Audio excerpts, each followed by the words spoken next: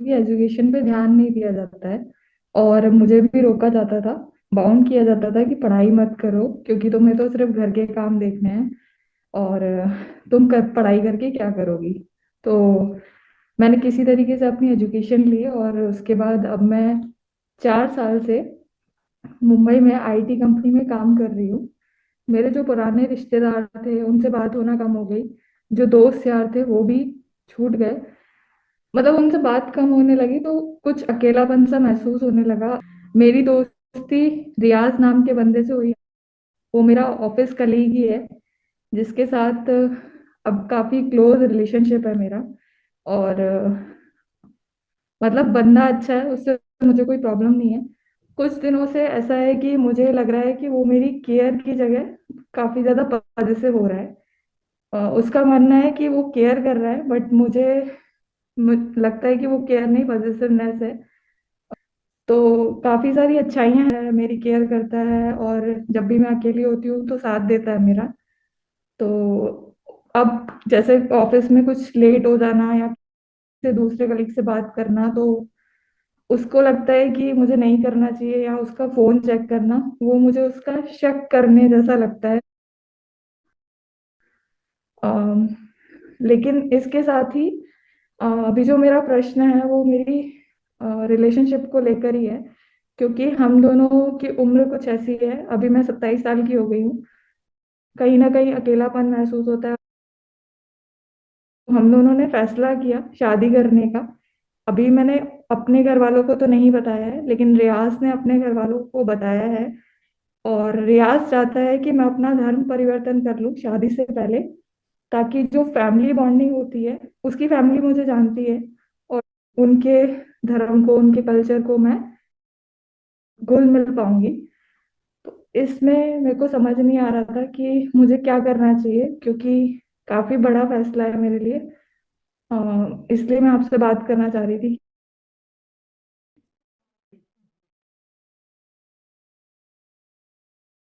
3 बातें मैं सुन पाया, पहली और तीनों तीनों एक दूसरे से जुड़ी हुई हैं, एक ऑर्डर में है, एक क्रम में है। पहली लोनलीनेस, अकेलापन। एक आपने क्या कहा, कहाँ से आती हैं आप? शहर का नाम नहीं बताना चाहें तो भी, छोटे शहर से आती हैं। गांव बोला जी, था, जी, गांव। मैं छोटे से गांव से हूँ। ठीक ठीक ठीक ठीक ठीक ठीक। तो गांव गांव की संस्कृति, वहाँ लड़की, और मुश्किल से उसकी लिखाई पढ़ाई हुई है, खैर किसी तरह वो पढ़ गई। अब वो जाकर मुंबई में नौकरी कर रही है। ये लोनलीनेस, देखो,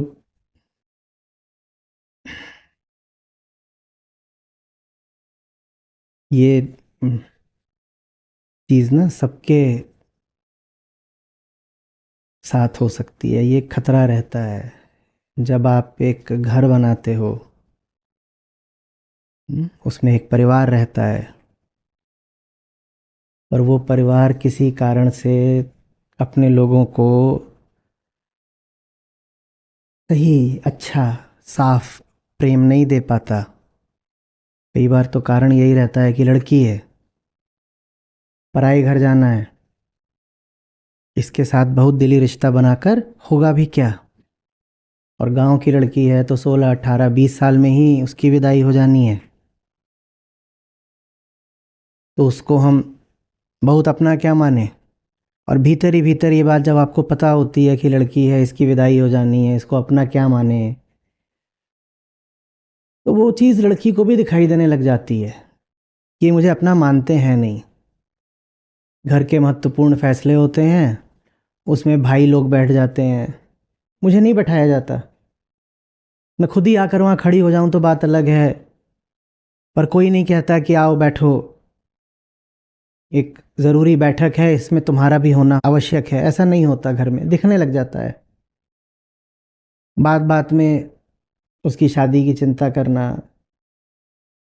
उसको पराया धन बोलना, उसको दूसरे की अमानत बोलना, ये लोनलीनेस है। वो किससे बात करे?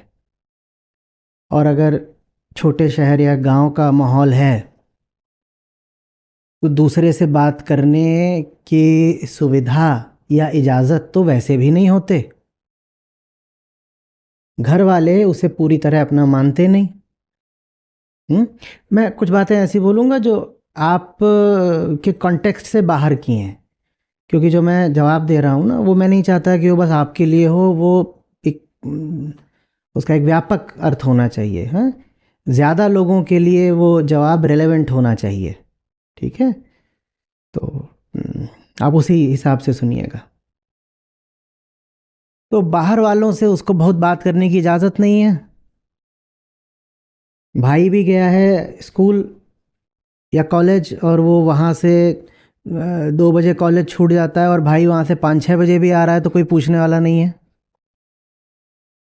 पर लड़की है और 2 बजे का कॉलेज है और 2:30 की जगह 3 बज गए तो अफरा तफरी का माहौल है। अभी तक घर क्यों नहीं पहुंची?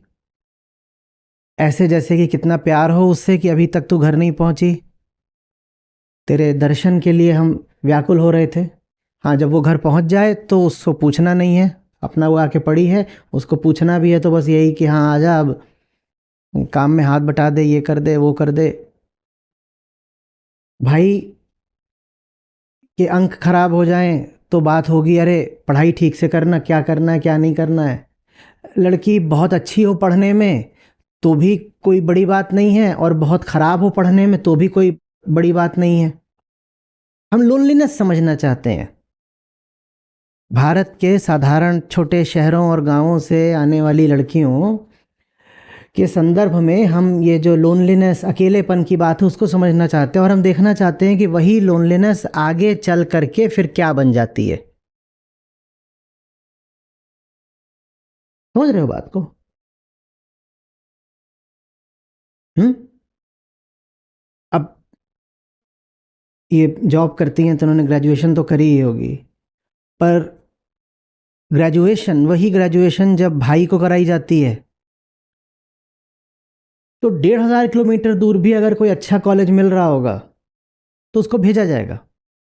और 1,500 किलोमीटर दूर उस कॉलेज में भेजने के लिए अगर मोटी डोनेशन भी देनी पड़े तो दी जाएगी।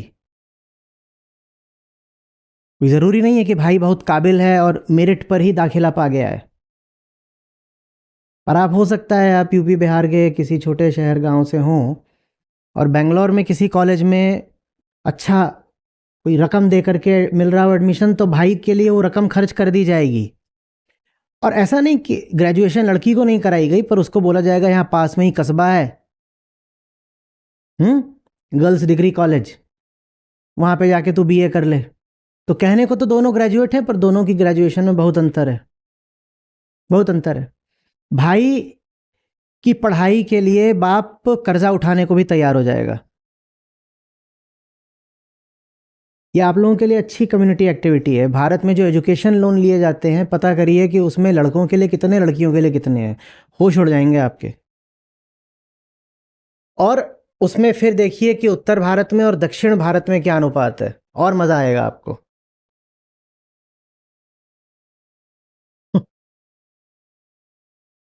अब वो कोई पागल तो नहीं पैदा हो गई है ना, उसको भी दिखाई देता है।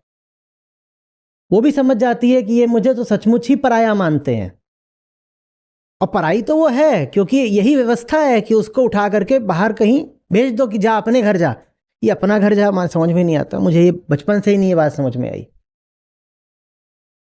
मैं हूं, मेरी बहन है, बड़ी जबरदस्त है वो। हम्म। किसी भी बात पे मैं उससे लड़ लूं सब रहता है, मामला बराबरी का रहता है। दो मैं उसको लगाता हूं, दो मुझको वो लगाती है। तरीके तरीके से मैं भी उसके खिलाफ कुछ साजिश करता था। स्कूली दिनों में वो भी करती थी, ज्यादा वही जीत जाती थी। तो ये सब मैं उसके साथ कर सकता हूं। बेईमानियां भी करता था मैं उसके साथ, कुछ वो भी करती थी, ये भी हो सकता है। पर एक दिन मैं उसको बोल दूं ये घर ही तेरा नहीं है, ये तो मेरे मुंह से ही नहीं निकलेगा कभी, क्योंकि ये बात सच्ची है ही नहीं। ये कैसे कहा जा सकता है? उससे नहीं कहा जा सकता। कुछ भी और कह दो, गैंडी बोल दो,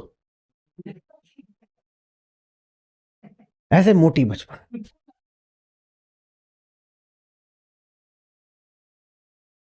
हम्म। कुछ भी बोलते थे, सब करते थे, मस्त मारपीट भी होती थी।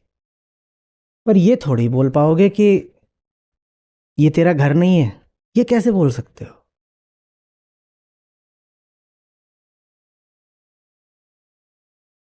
आ रही बात समझ में? एक बार आपने उसके भीतर ये बात डाल दी कि ये तेरा घर नहीं है, तेरा घर कोई और है। समाज की इस आधी आबादी के भीतर एक बड़े गहरे अलगाव का, अकेलेपन का, सूनेपन का, परित्यक्त होने के भाव का जन्म होता है। पुरुषों के लिए समझना थोड़ा मुश्किल होगा, पर प्रयास करिए। आप बचपन से ही ऐसे माहौल में हो जहां आप सुनते आ रहे हो रोज कि तुझे यहां से निकलना है, निकलना है, निकलना है।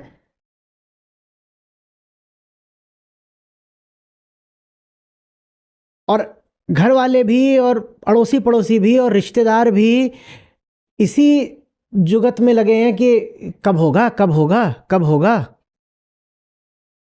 लड़की जवान हुई जा रही है, क्या करना है?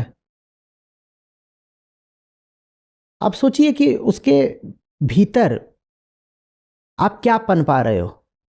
एक तरह का न्यूरोसिस है ये। और वो ये देख रही है कि यहीं पे भाई पैदा हुए, उनको कोई नहीं बोल रहा कि तुम्हें घर छोड़ना है। और घर छोड़ना है इस मारे नहीं कि घर छोड़ के तुमको कोई बहुत ऊंचाइयां मिलने वाली हैं कैरियर की या कॉन्शियसनेस की। कुछ नहीं है, घर छोड़ना है क्योंकि बस लोक धर्म है, घर छोड़ो, निकलो यहां से।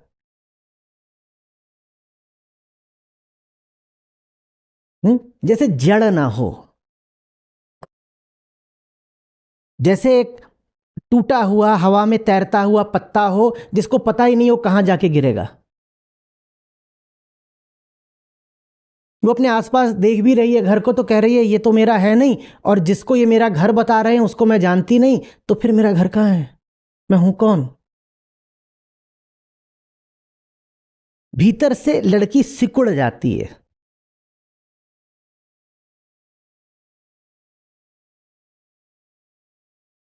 उसकी जैसे पूरी चेतना ही संकीर्ण हो गई हो। डर आ जाता है उसके भीतर, छुटपन आ जाता है बहुत तरीके का। वो बड़ी बातें अब सोचने में लगभग असमर्थ हो जाती है। भाई, जिसको अभी अपने घर का ही नहीं पता, वो और कौन सी बड़ी बात सोचे? जिसको अभी यही नहीं पता कि इतनी बड़ी चीज भविष्य में मेरे साथ होनी क्या है, कि मैं कहां जाकर पढ़ने वाली हूं, वो और कौन सी बड़ी बात सोचेगी? उसके लिए तो यही बहुत बड़ा मुद्दा है जो खाया जाता है, कि आसपास के लोग, इनकी उपेक्षा, इनके व्यवहार का इंडिफरेंस, और जिसके यहां जाना है वो होगा कौन? और गांव में तो ये सब भी बहुत चलता है, मारपीट। और जहां जाऊंगी कहीं वो मारने पीटने तो नहीं लगेगा? उसने घर में भी देखा है अपनी भाभीियों को पिटते हुए, माँ को पिटते देखा है। बड़ी बहन जहां गई है वहां बड़ी बहनों से सुनती है कि पिट रही हैं। और नहीं भी पिट रही हैं, कोई जरूरी नहीं है कि थप्पड़ चेहरे पर ही मारा जाए। नहीं भी पिट रही हैं तो शरणार्थी होना समझते हो, रिफ्यूजी होना समझते हो? हम जहां के थे वहां से उठा के हमें कहीं और डाल दिया गया है। अपरूटेड, जड़ से उखाड़ दिया गया है। जड़ से मुझे उखाड़ दिया गया है, और न जाने कहां मुझे ले जाके डाल दिया जाएगा। और कहा जाएगा कि अब तुम इनको अपना मानो, इस हद तक अपना मानो कि तुम्हारे माँ बाप भी जैसे बदल गए, इनको बोलो पापा मम्मी। कैसे पापा मम्मी किसी और को बोल दे? और वो बोलती है। सारी बात समझ में। एक खौफनाक तरह का सूनापन है उसकी जिंदगी में। वो घर से निकली है, अब आपके मुद्दे पर आ जाते हैं। आप घर से निकली हैं, आप बंबई पहुंच गई। आमतौर पे वैसे आप जिस परिवेश से आ रही हैं ना, उस माहौल की लड़कियों को जॉब भी मिलती नहीं है। आपको कैसे मिल गई, यही चमत्कार है। क्योंकि उनकी पढ़ाई इस लायक नहीं होती है कि उनको नौकरी मिल जाए। और कई बार तो खुद भी नौकरी करना चाहती नहीं है, क्योंकि उन्होंने अपनी किस्मत के आगे घुटने टेक दिए होते हैं। वो बोलती हैं नौकरी करके क्या करेंगे, जाके बर्तन मांजने हैं और बच्चे पालने हैं, ये नौकरी का मैं स्वांग करूं ही क्यों, करना ही नहीं है। और मिल भी जो नौकरी रही है 8-10 हज़ार की नौकरी कहीं मिल रही है, उतने की भी नहीं मिल रही है, तो मुझे नौकरी करनी ही नहीं है। पर आपकी अच्छी बात, आपको मिल गई, आप कर रही हो नौकरी। अब ये व्यक्ति कौन है जो उस नौकरी में गया है, जिसका अपना अब कोई भी नहीं है? क्योंकि एक बार आप वो नौकरी में चली गई तो घर वालों के लिए वैसे भी एक अबूझ चीज हो जाती है। उन्होंने ये भविष्य उसके लिए सोचा नहीं होता है। मैं सब घरों की बात नहीं कर रहा हूं, पढ़े लिखे घरों में हालत बदल चुकी है। जहां शिक्षा है और जहां थोड़ी अग्रणी और आधुनिक और खुली सोच है, वहां ऐसा व्यवहार अब कम हो गया है। पर गांव गंवई की कोई लड़की हो जाके जॉब कर रही है, ये तो उस पूरे गांव में कभी हुआ ही नहीं। तो अब घर वालों गांव वालों के लिए वो कैसी हो गई है, अबूझ। अबूझ माने अब हमें समझ में ही नहीं आती, वो जान ही नहीं पाते अब इससे बात क्या करें। माँ भी अभ्यस्त है बहनों से, इसी लड़की की बहनों से ये बात करने में कि और अगला बच्चा कब आ रहा है, और तेरी सास ने आज तुझे मारा कि नहीं, और अगला व्रत त्योहार है तूने पालन किया कि नहीं। माँ को भी ये सब बातें तो करनी आती हैं। इनसे क्या बात करे माँ, तूने कोड सही लिखा कि नहीं, तेरा सैलरी इंक्रीमेंट कब होगा, तू इस कंपनी को छोड़ के अगली कंपनी में कब जा रही है, तुझे ओवरसीज एक्सपोजर देने वाले हैं क्या? माँ ये सब बातें करना जानती ही नहीं है। हम लोनलीनेस समझ रहे हैं, लोनलीनेस। तो माँ का फोन भी आता है तो क्या बात करे, माँ बस एक बात पूछ सकती है, ये सब तो ठीक है, शादी बता, शादी बता, शादी बता। वो हो सकता है बहुत जबरदस्त मीटिंग करके लौटी हो, वो हो सकता है किसी फॉरेन क्लाइंट से बात करके अभी फुर्सत मिली हो, और फोन आ रहा है माँ का, माँ सूटते ही शादी। सामने क्लाइंट बैठा है जो पूछ रहा है डिलीवरी कब शुरू होनी है, माँ एक ही डिलीवरी जानती है। और क्लाइंट पूछ रहा है बताइए, ये हमारी टर्म्स थी, इस दिन तक मामला डिप्लॉय हो जाना चाहिए, उसके बाद हम आपका पेमेंट रिलीज करेंगे। वहां अलग बात हो रही है, और इधर माँ भाभी बुआ, आप लोनलीनेस देख पा रहे हैं। एक छितराया हुआ मन, एक पौधा जिसको जड़ों से उखाड़ा गया। और वो अब जहां जाकर के फिर से जड़ें फैलाना चाहता है, वहां भी उसे जड़ें लेने नहीं दिया जा रहा। ये हालत कर दी है भारत में हमने अपनी लड़कियों की, बेटियों, बहनों की।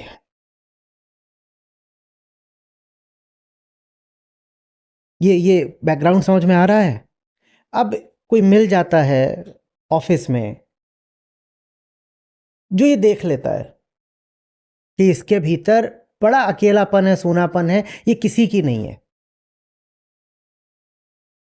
इसकी आंखों में उदासी है, और ये कुछ जानती नहीं है। क्योंकि इसका बैकग्राउंड ऐसा है कि ना इसको नाच सिखाया गया, ना संगीत सिखाया गया, ना कोई खेल सिखाया गया, न इसने कभी अच्छी किताबें पढ़ी हैं अपने घर गांव में।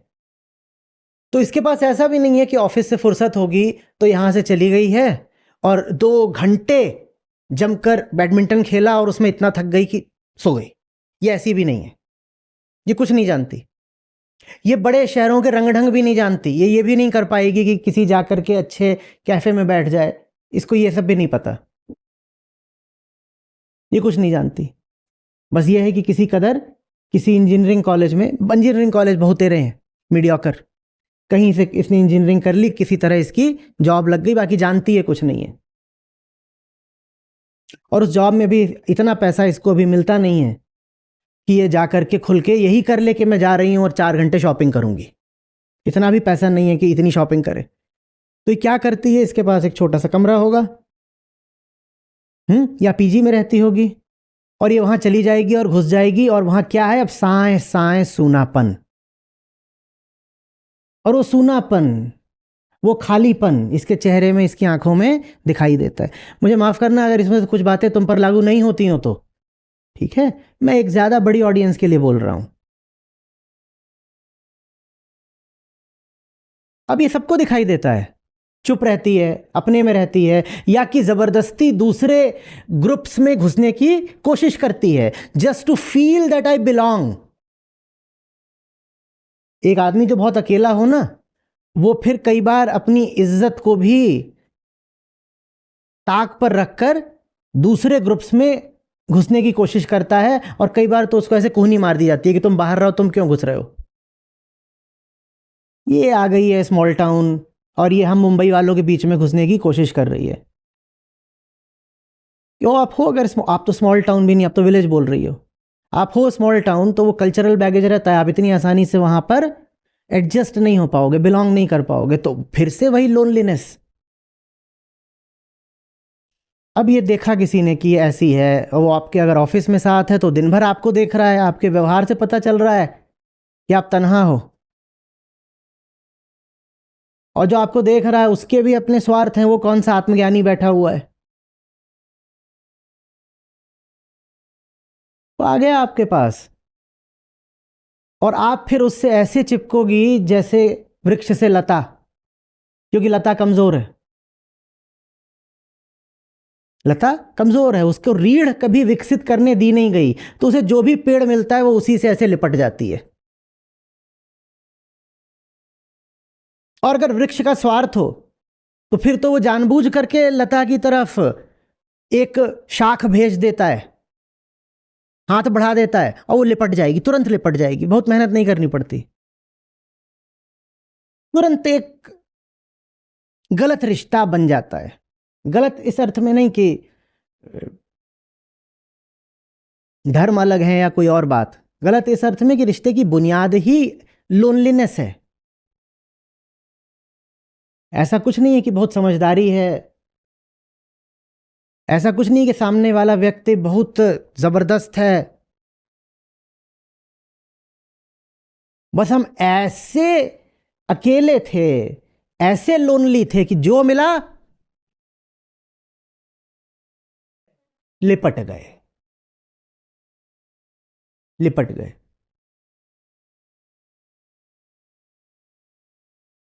अरे बात, अब यहां से शुरुआत होती है पजेस्ड होने की।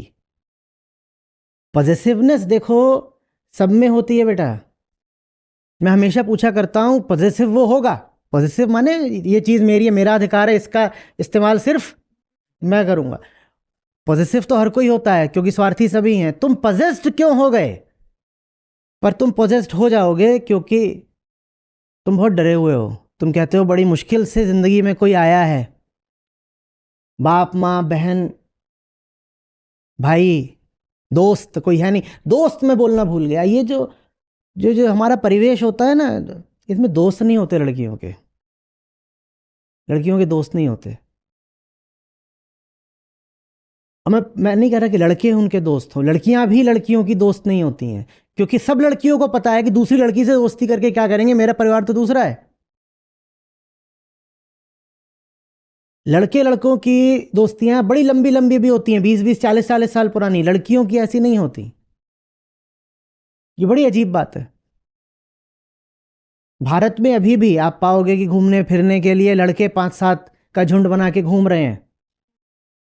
गर्ल्स गैंग्स हमें नहीं देखने को मिलते कि कुछ नहीं है, पहाड़ पे ही छुट्टी में चले गए हैं और 5 लड़कियां इकट्ठे घूम रही हैं। उनमें कभी वो बॉन्डिंग होने ही नहीं पाती है, लड़की अकेली ही है।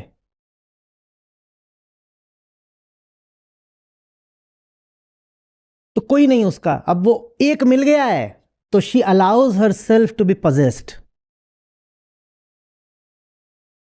और खासकर अगर जीवन में समझदारी ना हो, विजडम लिटरेचर ना पढ़ा हो, तो समझ में भी नहीं आता कि सामने वाला जो कर रहा है वो वो प्रेम है या पोजेशन है। ये अंतर स्पष्ट भी नहीं होता, बल्कि ऐसा ही लगता है कि आज तक किसी ने मुझसे जो सवाल नहीं पूछे वो ये पूछता है ना। घर में तो मुझसे कोई नहीं पूछता था कि जानू तुमने खाया कि नहीं खाया, खा ले तो ठीक है, ना खा ले तो ठीक है, ये पूछा करता है। ये बढ़िया बात हुई है। एक नई अनुभूति आती है। पहली बार कोई मिला है जिसे मेरी फिक्र है। समझ रहे हो बात को? पहली बार कोई मिला है जो बार बार पूछ रहा है कि अरे तुमने अपने फलाने टेस्ट करा लिए? मेरे ख्याल से चश्मे का ना ये फ्रेम तुम्हें सूट नहीं करता, मेरे साथ चलो।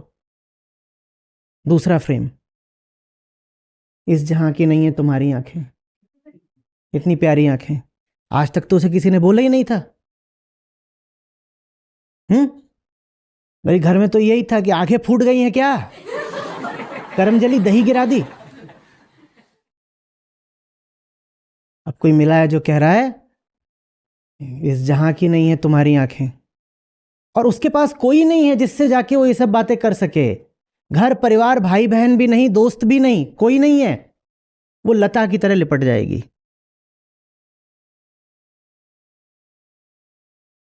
आ रही बात समझ में? इस तरह से कभी किसी अच्छे रिश्ते का जन्म नहीं होता, कभी नहीं। और रिश्ता कैसा है वो इसी समझ में आ जाता है कि उसने तुम्हें किस नीयत से पजेस करा है। आप कह रही हो, कह रहा है कि धर्म परिवर्तन कर लो ताकि तुम मेरी फैमिली के साथ अच्छे से एडजस्ट कर पाओ। ये कौन सा प्रेम है जिसमें धर्म परिवर्तन कराया जा रहा है भाई? ये कौन सा प्रेम है?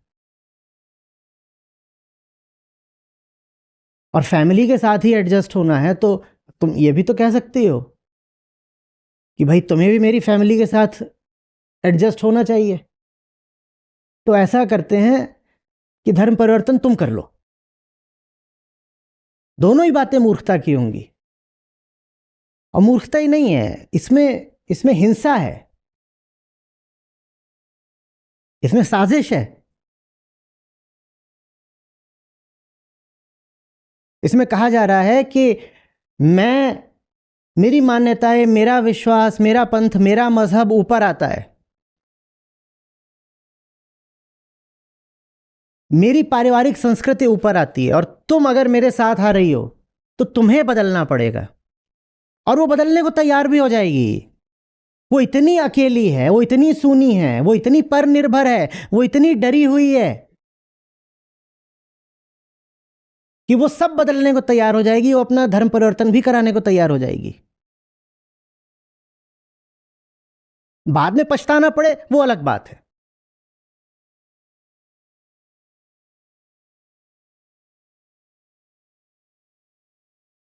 प्रेम नकली है। इसका एक बड़े से बड़ा प्रमाण ये होता है कि कोई आपको बोले कि अपने बारे में ये चीजें बदल लो अगर तुम्हें मेरी फैमिली में आना है तो। और खासकर अगर कोई बोले कि अपना धर्म बदल लो, तो ये तो बिल्कुल लाउड स्पीकर से उसने बोल दिया कि मैं फर्जी आदमी हूं। ये प्यार करा जा रहा है या धर्म परिवर्तन का कार्यक्रम चलाया जा रहा है? ये कैसा प्यार है? या फिर ये आदमी खुद भी बहुत डरपोक है, जो अपने ही परिवार के सामने जाकर नहीं बोल सकता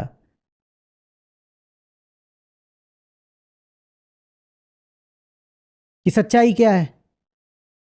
तो वो चाहता है अपने परिवार के सामने जाकर के बोले कि मैं जिस लड़की को ला रहा हूं ना, वो कन्वर्जन के लिए तैयार है। और अगर ये आदमी इतना डरपोक है, मान लो, तो भी तुम इसके साथ क्यों हो?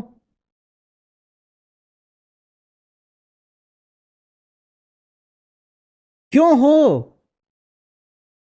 में शुरुआत उसी लोनलीनेस से होती है।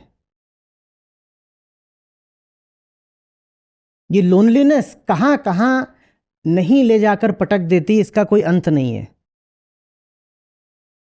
ये पूरी जिंदगी ही खराब कर देती है।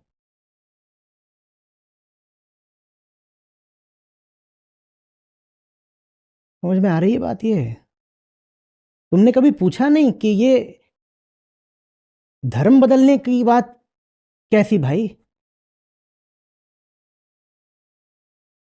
बोलो। जी। अ, जब उसने मुझे कहा धर्म परिवर्तन के लिए, तो मुझे भी वही लगा कि इसमें कोई बुराई नहीं है धर्म परिवर्तन करने में, क्योंकि वैसे ही मैं देख रही थी कि कोई तो साथ ही नहीं है मेरे। तो ना से तो कोई तो साथ था।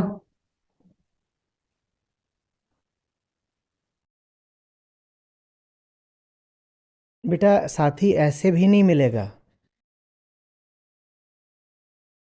साथी तो ऐसे भी नहीं मिलेगा। अच्छा एक बात बताना, सवाल पूछ रहा हूँ। ये जो अकेलापन है ये किसको महसूस होता है? तुम्हारे बालों को? नहीं। नहीं। तुम्हारे माथे को? नहीं। नाक को? नहीं। हाथ पांव को? नहीं। ये अकेलेपन की शिकायत कौन करता है? जब सो जाती हो उस वक्त भी, सो गई हो एकदम नींद में गहरे, उस वक्त भी याद रहता है कि अकेली हूं? याद रहता है? नहीं। नहीं याद रहता। तो माने शरीर अकेला तो नहीं है, क्योंकि शरीर तो सोते समय भी है। पर सोते समय तो शरीर तो, सोते समय तो ये याद नहीं रहता कि अकेले हैं।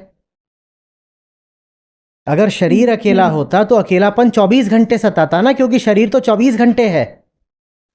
जी। हम्म। जब सो जाते हो तो कौन सो जाता है? जब सो जाते हो तो हम। शरीर तो अपना काम कर रहा है, शरीर नहीं सो गया। धड़कन चल रही है, दिल चल रहा है, शरीर तो है, खाना भी पच रहा है। ठीक। जब सो जाते हो तो अकेलापन हट जाता है। तो सोते समय कौन सो गया था जिसका अकेलापन हट गया? वो मन है। मन। मन है ना, समझाने के लिए कह रहा हूँ भी, और ईगो वगैरह बोलूंगा तो समझ में नहीं। तो मन है, जो मन है। मन अकेला है। मन अकेला है ना। हाँ। तो किसी का तन पा करके मन का अकेलापन दूर कैसे हो जाएगा? अगर तन अकेला होता तो दूसरे तन से अकेलापन दूर हो जाता। तन तो अकेला है नहीं। नाखून ने कभी बोला मैं अकेला हूं? नाक बेचारी अकेली। ये सब वो तो जलन होती होगी, दो आंख दो कान, ये और ये मिलके आपस में बिचिंग करते होंगे। जीभ भी बोल रही है मैं भी अकेली हूँ, 32 ये बैठे हुए हैं मैं अकेली। नाक भी बोल रही है मैं भी अकेली। ऐसा है? ये अकेले हैं? ये अकेले नहीं है, है ना। मन अकेला है। मन का अकेलापन कोई तनधारी कैसे मिटा देगा? किसी की बॉडी भर से मन का सूनापन कैसे हट जाएगा? आप एक बॉडी ले आते हो, अपनी ही उम्र के एक पुरुष की बॉडी ले आते हो या एक स्त्री की बॉडी अपनी जिंदगी में ले आते हो, उससे मन का सूनापन कैसे हट जाएगा?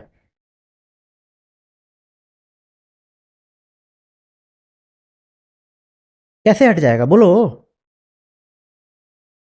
जब बॉडी की समस्या थी ही नहीं लोनलीनेस, तो जिंदगी में एक बॉडी ले आ लेने से लोनलीनेस कैसे हट जाएगी?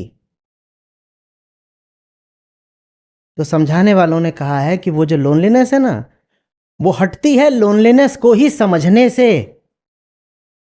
ये अकेलापन चीज क्या है, मेरे भीतर कौन बैठा है जो अकेला है, इसको समझ जाओ तो अकेलापन कम होने लगता है।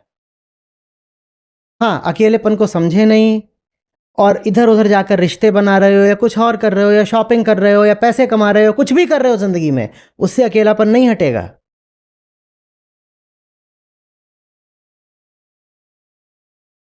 और एक बात और बोलता हूं सुनो, ऐसे इलाज नहीं कर लेने चाहिए जो बीमारी से भी ज्यादा घातक हो।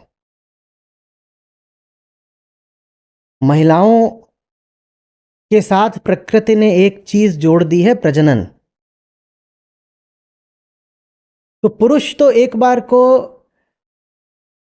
शादी करने का, संबंध बनाने का रिश्ता थोड़ी लापरवाही में कर ले तो उसको छोटी सजा मिलती है, पर महिला को बहुत बड़ी सजा मिल जाती है, क्योंकि बच्चा जो है ना वो मां के शरीर से जुड़ा होता है। वहां मामला इरिवर्सिबल हो जाता है। फिर ये नहीं कर पाओगे कि इस राह पर थोड़ी दूर जाकर के वापस लौट आए, वापस कभी नहीं लौट पाओगे। ये अकेलेपन वगैरह की समस्या का समाधान अगर एक उल्टी पुल्टी शादी से कर रहे हो तो ये समाधान समस्या से ज्यादा घातक हो जाएगा।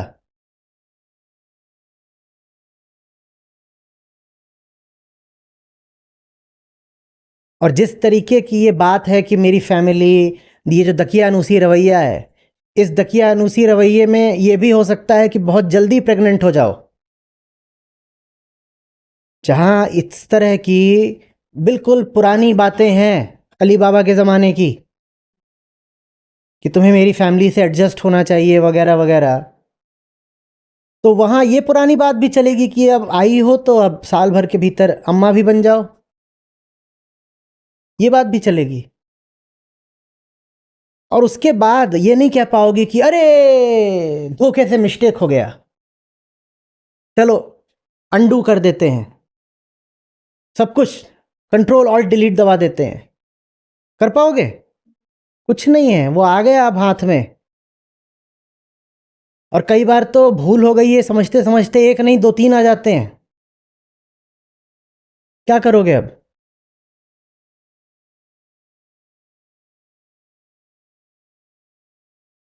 क्या करोगे?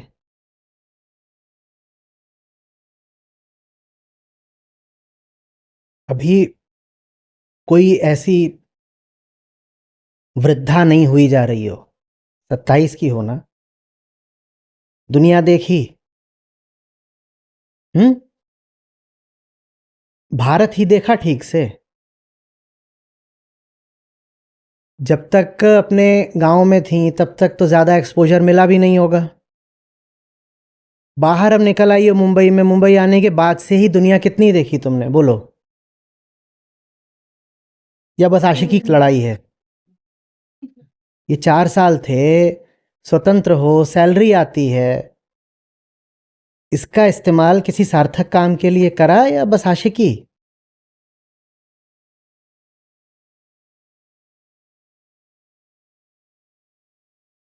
क्यों नहीं देखती जा करके कि दूसरे लोग कैसे जीते हैं, दूसरे कल्चर्स कैसे होते हैं, दूसरे देशों में महिलाएं कैसी होती हैं, जिंदगियां कैसी होती हैं, जाकर देखती क्यों नहीं हो? पढ़ते क्यों नहीं हो? रीडिंग क्यों नहीं करते? ऑनलाइन इतनी सारी चीज़ें हैं तुम्हारे प्रोफेशनल फील्ड से ही संबंधित होंगी, उनको क्यों नहीं सीखते? किसी भी स्पोर्ट्स में कुछ महारत है? कुछ भी खेलना आता है अच्छे से? तो जब बुढ़िया हो जाओगी, लाठी टेकोगी, तब स्विमिंग पूल में कूदोगी? दो तुम्हारे पीछे कूदें फिर बाहर निकालने के लिए? हम्म। अभी जवान हो, टांगों में जान है, जाकर हिमालय पे काहे नहीं चढ़ती हो? अकेलापन कितना प्यारा हो सकता है, किसी पहाड़ की चोटी से पूछना। अब अभी देख रहा हूँ, हो सकता है फ्रेम में ना पता चल रहा हो, पर शोल्डर्स ब्रॉड नहीं है। ये मुझे बताता है कि रैकेट कभी उठाया नहीं है, कोई रैकेट स्पोर्ट नहीं खेला है, ना स्ट्रेंथ ट्रेनिंग करी है। क्यों भाई? हम्म।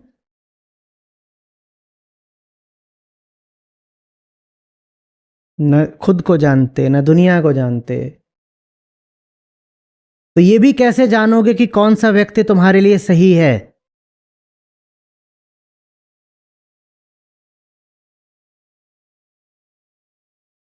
कुछ आ रही है बात समझ में या बस बुरी लग रही है मेरी बात?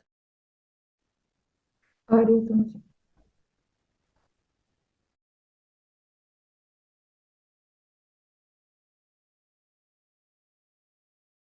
बच्चों को सही परवरिश दीजिए, खासकर लड़कियों को। उनको बेगाना बनाकर रखोगे तो वो बेगानी हो भी जाएंगी।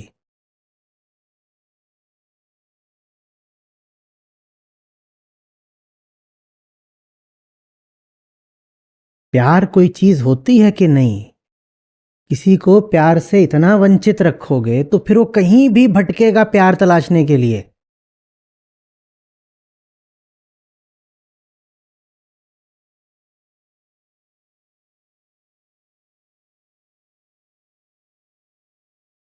और प्यार ऐसे मिलता नहीं है, तो प्यार के नाम पर न जाने क्या उठा लाएगा वो, और क्या उसके परिणाम होंगे।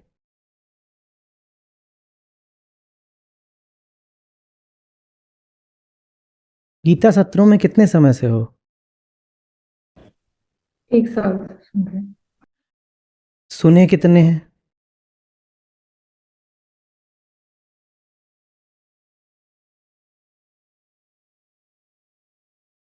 आधे भी नहीं सुने हैं ना? मिस हो जाते हैं। मिस हो जाता है। सत्र के समय क्या कर रही होती हो कि सत्र मिस हो जाता है? हाँ, मैं तो रात में रखता हूं कि अपना सब काम धंधा खत्म करके निवृत्त होके बैठो आराम से।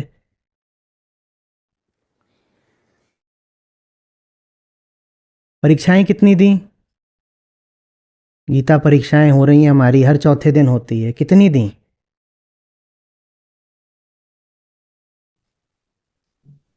ज्यादा नहीं। उस भाई को भी बोलो वो भी गीता परीक्षा दे, उसके ही नंबर देख के पता चल जाएगा कितने पानी में है।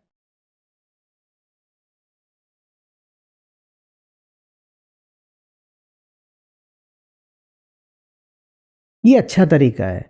साल भर से गीता में है, ना सत्र सुनना है, ना अवलोकन लिखना है, ना परीक्षाएं देनी है। ठीक जब सेशन चल रहे होते हैं तब कहीं और अपना हिसाब, और उसके बाद जब मुसीबत में आ जाओ तो आचार्य जी आचार्य जी आचार्य जी, अब मैं क्या कर लूं?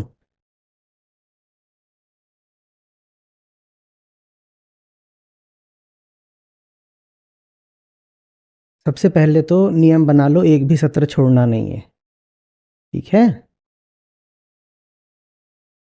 कल वहां गया था, उनको बोलकर आया, नहीं ज्ञानेन सदृशम पवित्रमिह विद्यते। जितना यहाँ का कचरा है उसको जलाने वाली आग है ज्ञान, भगवत गीता। और गीता से दूर रहोगी तो कचरे में ही जाके गिरोगी।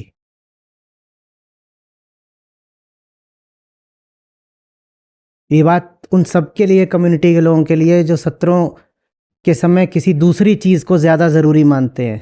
गीता से दूर जा रहे हो ना, तो कचरे में ही जाके गिर रहे होगे।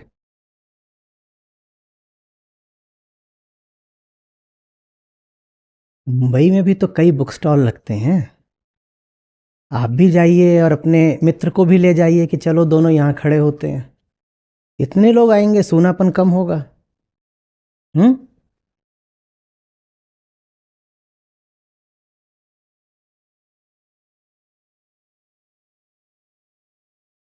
मेरे ये सब कहने के बावजूद जिस दिशा जा रहे हो आप उसी दिशा चले जाओगे, अगर समझने की कोशिश नहीं करोगे कि क्यों उस दिशा जा रही हूं। हाँ, ये हो सकता है कि एक व्यक्ति को छोड़ के किसी दूसरे व्यक्ति की तरफ चले जाओ और गड़बड़ वहां भी करोगे।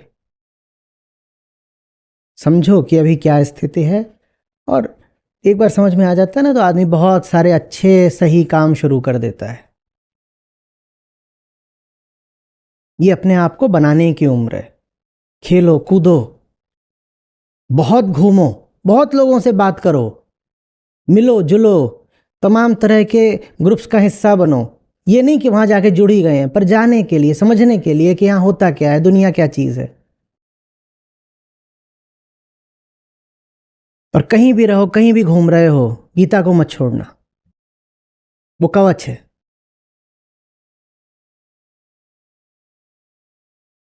ठीक है। हम्म। आचार्य जी, मैं से आता हूँ। तो जैसे इन्होंने बताया कि इन्होंने पढ़ाई की और शहर में आई, तो वहाँ पे मेरे चाचा हैं और उनकी एक लड़की है, तो वह भी 12वीं में पास हुई है। तो उनका ये था कि उनको पढ़ाना है तो डॉक्टरेट करवाना है जैसे नर्सिंग में।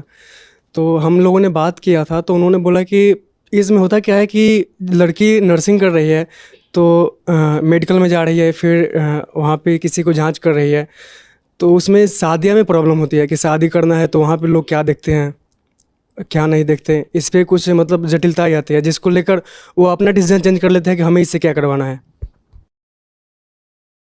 बेटा, प्रायोरिटी की बात है ना। तुम मेरी नौकरी को देख करके अपना डिसीजन चेंज करोगे तो मैं अपनी नौकरी को लिए लिए लड़का चेंज कर दूंगी।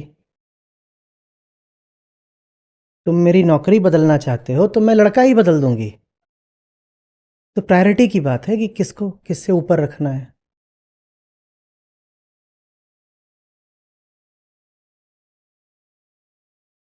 ये घुस गई है बात आपके कि एक को नौकरी देखनी होती है और एक को घर देखना होता है।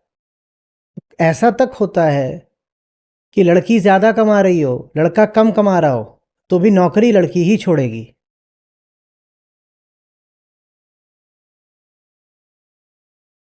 कितने ही मामले हैं, दोनों एक ही शहर में हैं, काम करते हैं और लड़की की तनख्वाह लड़के से ड्यूढ़ी दूनी है। लड़के का ट्रांसफ़र हो गया दूसरे शहर में, तो लड़की ने भी अपनी नौकरी छोड़ दी और दूसरे शहर में बेरोज़गार बन के बैठ गई। भाई नौकरी अगर छोड़नी है तो तू छोड़ेगा ना, क्योंकि तू कम कमाता है।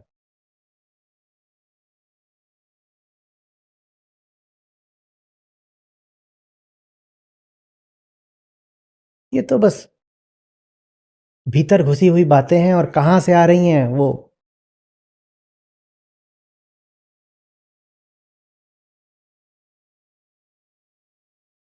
जटिलताएं और ये सब ना, ये भारी भारी शब्द इस्तेमाल करके हम एक बहुत सीधी चीज़ से मुंह चुराना चाहते हैं। और सीधी चीज़ ये है कि हमारे खोपड़े में कचरा मान्यताएं बैठी हुई हैं जिनका कोई वास्तविक वजूद नहीं, बस मान्यता।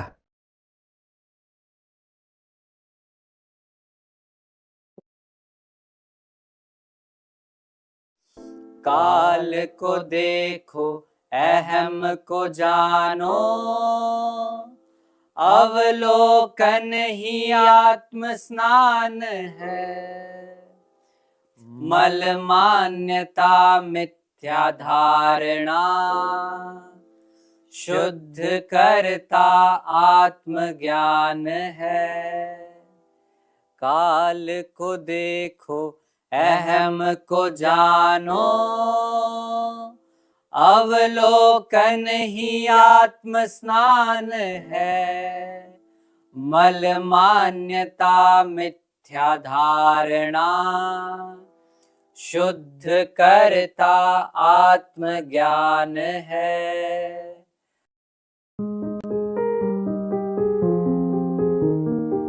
आज के सत्य की सीख है, हमारे सामने सत्य बार बार आके हमारे दरवाजे पे दस्तक देता है और ये चीज हम महसूस भी करते हैं कई बार। लेकिन हमारी एक अहम वृत्ति कुछ ऐसी रहती है कि जिसमें हम हर बार उस चीज को तोड़ने की ही कोशिश करते हैं, क्योंकि ऐसा लगता है ना कि हमारे अंदर बहुत कुछ ऐसा है जो टूट जाएगा और वो टूट जाएगा तो शायद हमारा अस्तित्व